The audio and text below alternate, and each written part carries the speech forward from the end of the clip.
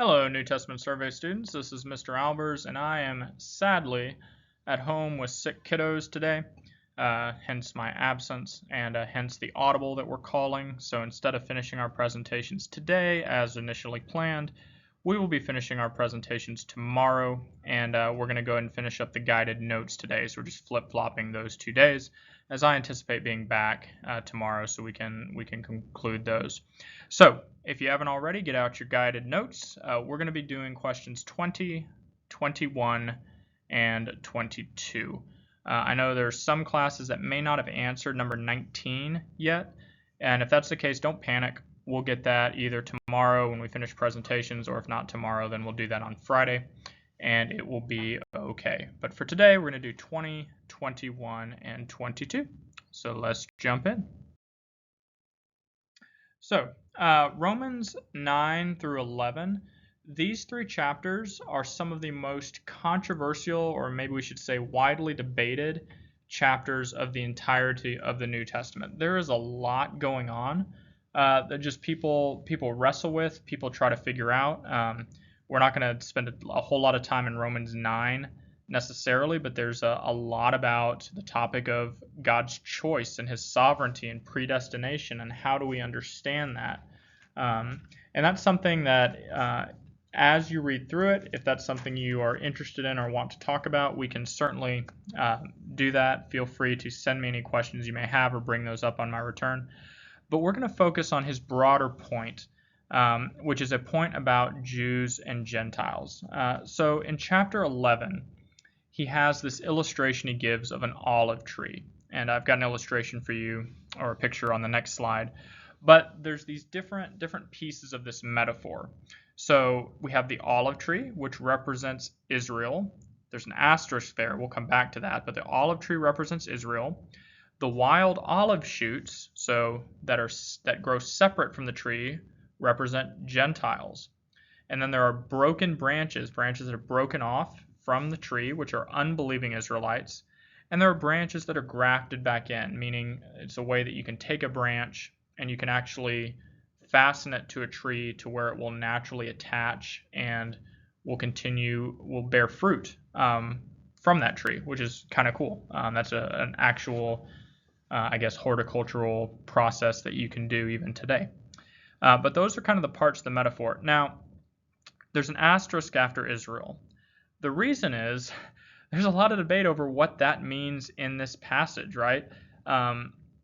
One option is that Israel only means people who are, we'll call, ethnic Jews, people who are born Israelites, meaning this would be different than the way that the New Testament seems to use the word Israel in other places, even in the book of Romans, where Paul talks about true Israelites being those who are called by God. Or think of Galatians, right, where the descendants of Abraham are those of faith, not just those who are biological descendants of him. And the other view is that Israel refers to the people of God regardless of their ethnic background.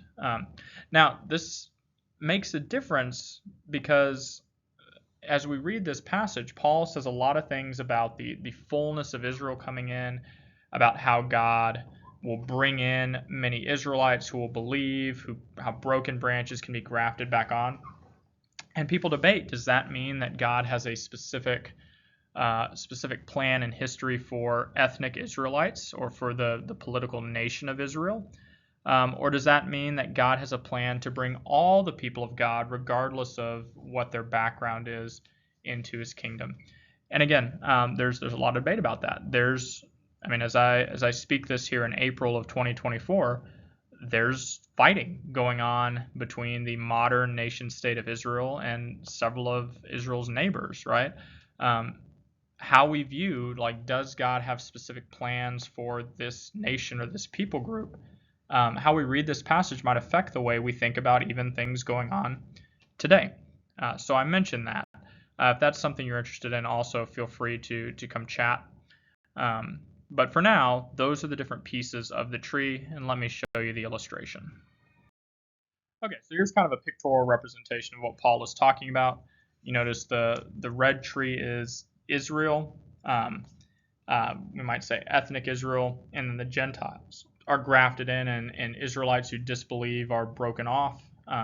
So clearly we can tell that in history, there's a movement from the people of God being predominantly ethnic Israelites to Gentiles coming in, and to where we are today, where just statistically, the vast majority of Christians today are Gentiles, because there's a lot more Gentiles than Jews in the world. But does that mean that as a Gentile Christian, I have been grafted into a tree that really belongs to the ethnic Israelites? Or does it mean that that tree has always belonged to all of God's people, and just because it started out being predominantly Jewish doesn't necessarily mean that there's a primacy of place anymore for ethnic Jews who believe? And again, that's some of the debate around this passage, but there's kind of a picture of what this looks like. Now let's get to like, what is the application, right? What do we actually do with this? And we'll finish answering question 20 on the next slide. Okay, here's what Paul is saying, and here's what he's saying to the church in the first century, and then what we can take away from it for the 21st century. So he is saying, Gentiles in Rome, do not despise unbelieving Jews. Okay? Do not look down on the Jews who have rejected God's plan. Right? Remember, way back when we covered the introduction to Romans, there was potentially a power struggle going on in that church because it had been started by Jews, but then the Jewish Christians had all been kicked out of the city by Claudius. And so the Gentiles overnight became in charge. And then years later, when the Jews were allowed back into the city of Rome, now you have who's in charge of the church, right? And there's some rivalry there. And so Paul is saying, look, Gentiles, don't get high and mighty and say, well, you know, you guys, your people got cut off from the tree. Paul says, well, look, Gentiles, you started off cut off from the tree. Like, you're not better. You were in that same position. And then Paul says, look, the fact that unbelieving Jews were cut off, right, actually is part of what God used to bring you in. Part of the reason why people like Paul and Barnabas and Silas were able to share the gospel with Gentiles is because they got kicked out of the synagogues in places they went. And many of the Jews said, no, we don't want to hear this. And so that opened a door in God's plan for Gentiles to start hearing the gospel. And then finally, like, Gentiles, look, if God judged the Israelites who didn't believe, do you think he's not going to judge you for your arrogance? No. Like, if God judged his own people, you should be afraid, right, to look down on God's people. You should be afraid to think that you are all that just because God in his mercy has brought you in. And he also says, look, Israelite unbelievers can and will be grafted back into the tree. God is able to bring them back. And so there are many who interpret this to mean that we should expect at some point in the future there may be a great revival amongst the ethnic Jewish people. Others think that that's just referring to the chance or the truth that there are Jews in every generation who believe. There are many Jewish Christians today who have been brought back into that tree.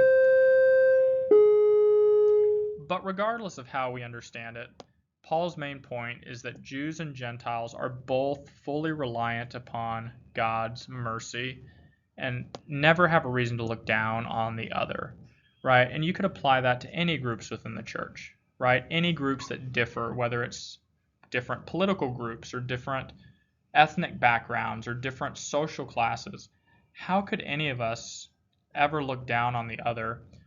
Because God is working out an indescribable plan for us, and we are all fully reliant upon his mercy. So that's Paul's main point here. All right. So having talked about Jews and Gentiles within the church, Paul moves on in Romans 12 and 13 to start talking about how God's people should live. And there is so much within these chapters. We could spend quite a long time on this. In fact, why don't you pause the video here and take about 5 minutes. You can do this with the person next to you or maybe in groups of 2 or 3. Just skim through Romans 12 and 13 and just try to make a list of what are all the instructions that Paul gives for how Christians should live.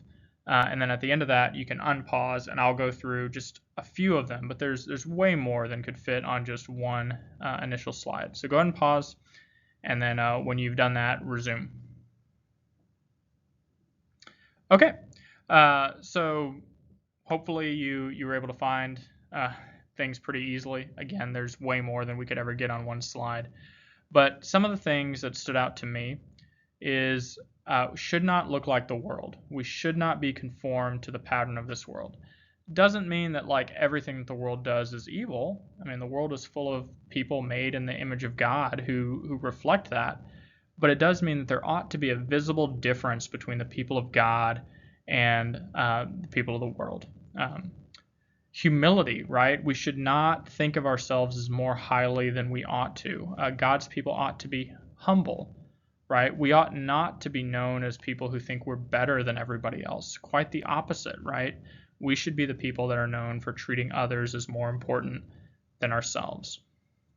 Paul talks about our gifts, right? This is a common theme in his letters. We should be exercising our gifts wholeheartedly for the good of the people around us, whatever that gift is. If it's serving, if it's leadership, if it's teaching, if it's hospitality, if it's giving, whatever it is, right?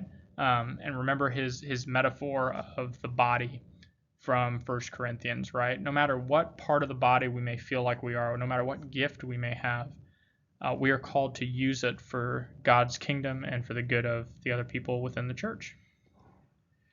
Yeah, you could really say just about anything from 12:9 through 21. So much good stuff, right? The way we relate to people who are rejoicing or who are weeping, the way we should, as far as it depends on us, live at peace with other people, which is just a brilliant verse that recognizes that we have a job to try to maintain peace with each other, but also recognizes that sometimes we can't, right? Sometimes the world is just going to be determined to be antagonistic, or sometimes another person might not want to live at peace with me, but my job is to do everything within my power to maintain that.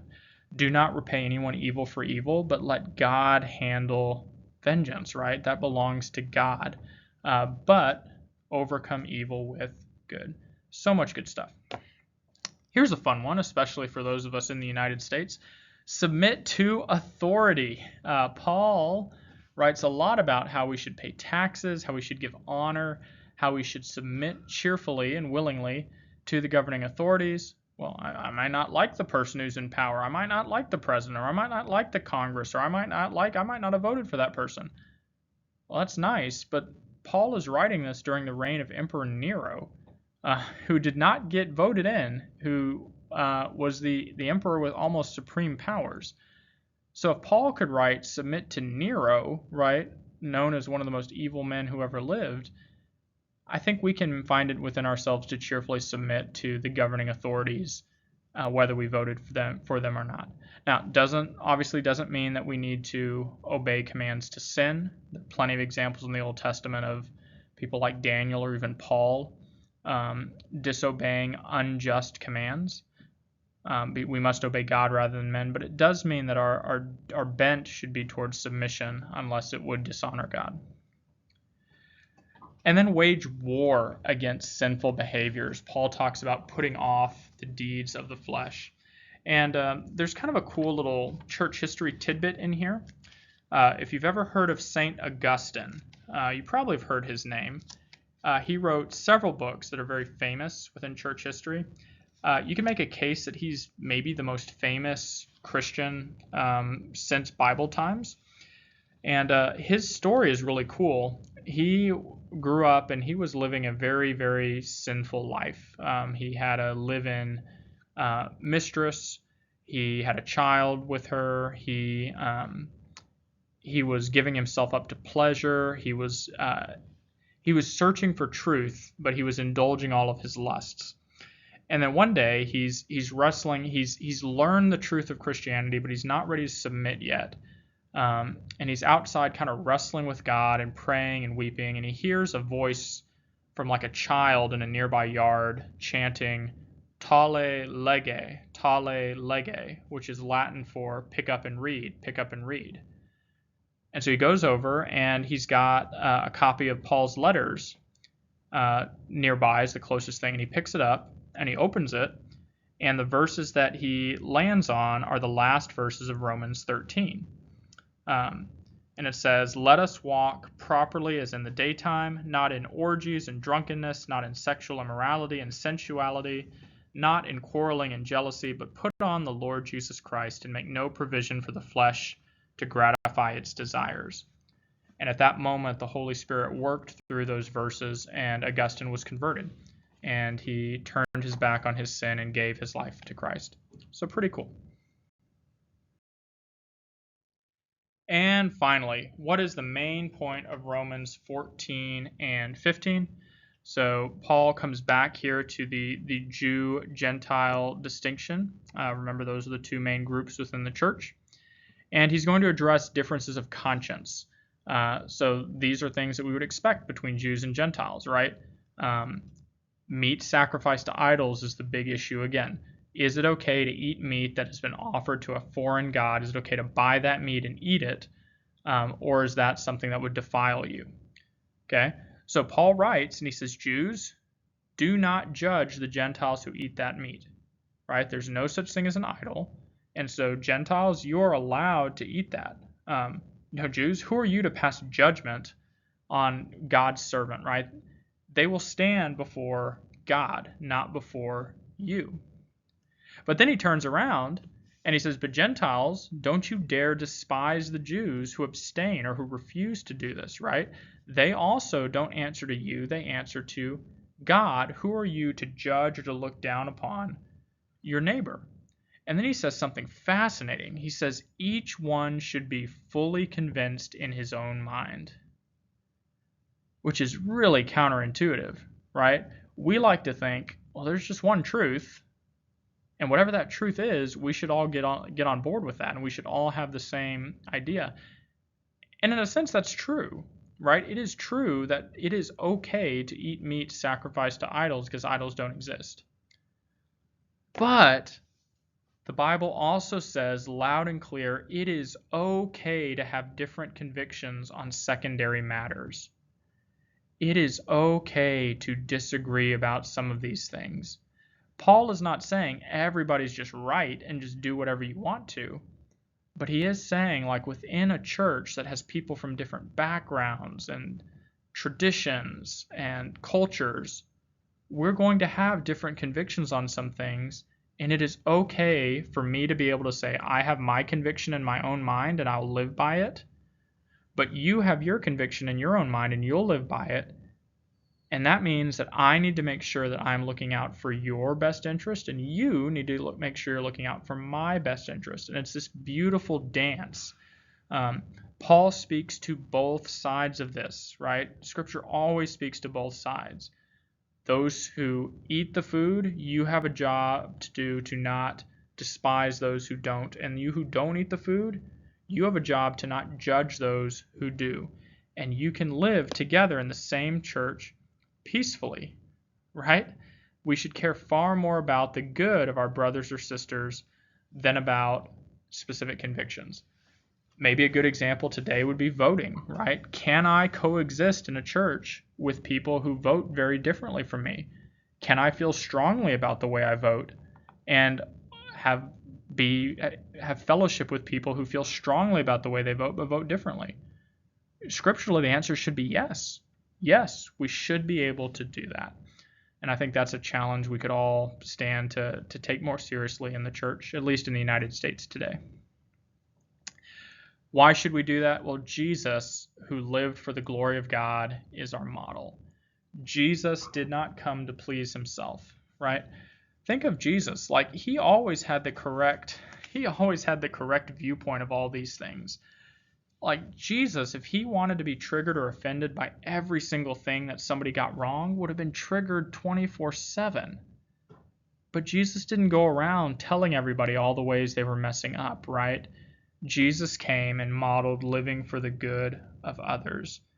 He became a servant to the circumcised, or to the Jews, to show God's truthfulness in order to confirm the promises given to the patriarchs, in order that the Gentiles might glorify God for his mercy.